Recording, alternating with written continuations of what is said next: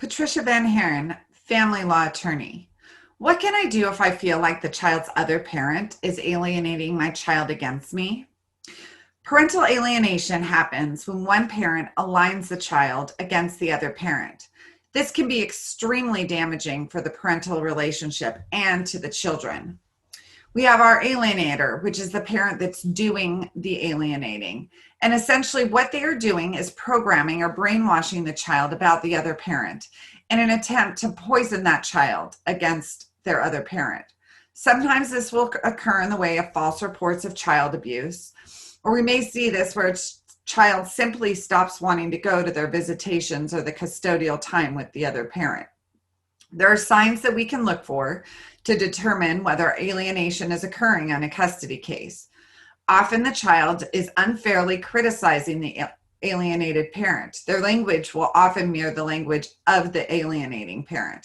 There's generally no credible evidence in the statements that the child is making about their parent.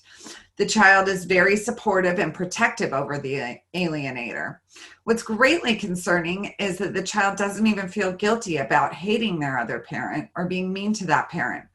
Sometimes this alienation will even extend to grandparents or other relatives of the parent who's being alienated. Clients will come into my office and ask us, what can I do about this alienation? How do I make my child love me again? We used to be so close.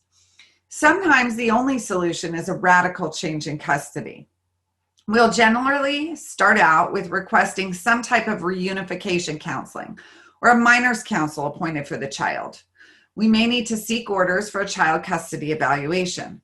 Working with our experts, we follow the recommendations of those experts so that we can restore the relationship with the alienated parent.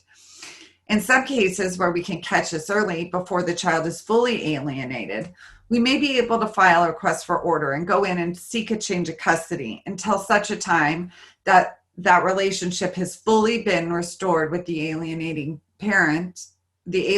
parent, and we seek counseling for the other parent. We had a client whose former spouse could not stop filing false child abuse reports against them.